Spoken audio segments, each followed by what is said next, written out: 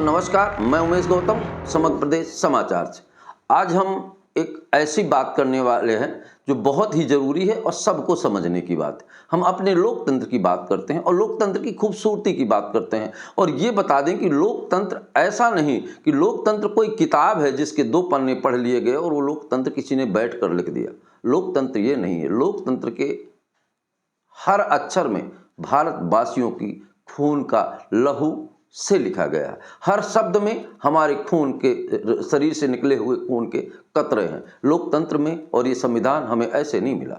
हमारे देश के करोड़ों युवाओं को, लाखों युवाओं को, लाखों लोगों को, लाखों बहनों को, लाखों भाइयों को अपनी बलवेदी पर सींच कर ये लोकतंत्र मिला है। और असली लोकतंत्र की बात हम बता रहे हैं, जो लोकतंत्र की बात करते हैं और वर्तमान नेताओं की बात कर रहे हैं। वर्तमान नेता की भी चर्चा करेंगे और उस समय के नेताओं की भी चर्चा करेंगे कि लोकतंत्र क्या है। इससे एक छोटी सी कहानी के माध्यम से हम आपको समझा रहे हैं। वो कहानी ये है कि जब भारत और पाकिस्तान में बंटवारे के बाद विवाद चल रहा था, जब भारत और पाकिस्तान में बंटवारे के बाद विवाद चल रहा था, तो पाकिस्तान के लोग यहाँ जो थे वो पाकिस्तान जा रहे हैं और पाकिस्तान के लोग भारत आ रहे थे। इनके लिए एक अलग कैंप भी बनाया गया था, प्रवासी कैंप। जो लोग आते थे पाकिस्तान से वो दिल्ली के कैंप में ठहरते थे। निश्चित ही उस समय की स्थितियां बहुत भीषण थी, बहुत मारकाट चल रहा था। उसके बाद भी ये व्यवस्था करनी पड़ी थी और इस व्यवस्था को जरूरी था। इस व्यवस्था से लोगों की बहुत तकलीफें हुई, बहुत सारे लोग मारे गए। यहाँ तक कि लोगों का कहना था कि लाशें पाकिस्तान से ट्रेन में लाद दी जाती थी। इस तरह दोनों तरफ चल रहा है और प्रवासी कैंप बने हुए थे। उस प्रवासी कैंप में उस समय के प्रधानमंत्री पंडित जवाहरलाल नेहरू लोगों से मिलने गए। जब वो लोगों से मिलने गए तो एक महिला उठी और पंडित जवाहरलाल नेहरू के गाल पर 2 चांटे, झन्नाटेदार चांटे लगा दिया और कहा कि इसी लोकतंत्र के लिए हमारे खानदानों ने खून की नदियां बहाई हैं, अपने खून से सींचा है।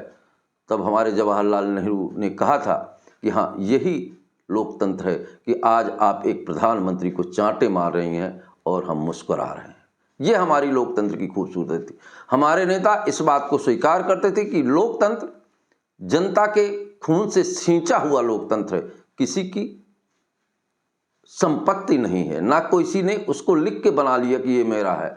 तो लोकतंत्र की हमारी ये खूबसूरती है।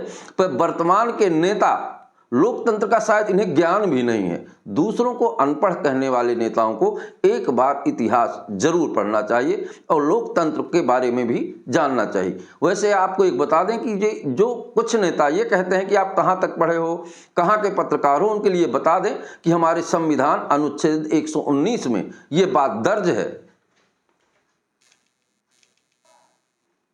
हम आपको बता दें कि हमारे संविधान में अनुच्छेद 19A पे ये अभिव्यक्ति की आज़ादी दर्ज है।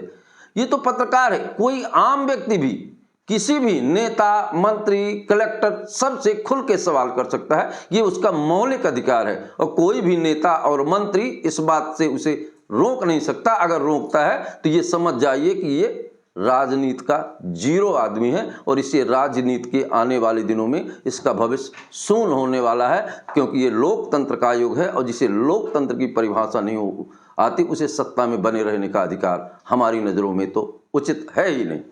हम बात करते हैं सतना में वर्तमान समय में एक बड़ा वो चल रहा है कि एक पत्रकार पीयूषा सिंह बघेल थी, उनको राज्य मंत्री प्रतिमा बागरी से सवाल किया तो उन्होंने कहा कि क्या सवाल पूछोगी, क्या पढ़ी लिखी हो। आज उसने अपना वीडियो वायरल करके ये कहा कि अगर 2 दिन के अंदर राज्य मंत्री माफ़ी नहीं मांगती तो मैं अमरण अनशन पे बैठूंगी। वहीं सूत्रों के हवाले से एक खबर आई कि कोठी में कुछ भारतीय जनता पार्टी के मंडल के लोगों ने पीयूषा सिंह के ऊपर FIR दर्ज कराने की बात की। अब आप सोच लीजिए कि इसमें लोकतंत्र कहाँ है और कितना खूबसूरत लग रहा है। और आपको बता दें कि ये वो देश है जो लोकतंत्र बाजार से पन्ने खरीद के नहीं लिखे गए।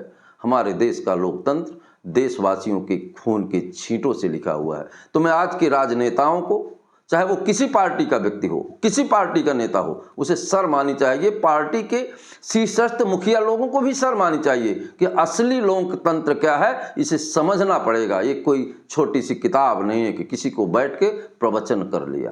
ये सारे भारतवर्ष का एक निचोड़ है, हमारे रहने की पूरी व्यवस्था है, हमारे भारत की मजबूती है, हमारे भारत की शान है और यही हमारे भारत की गरिमा है। दोस्तों नमस्कार।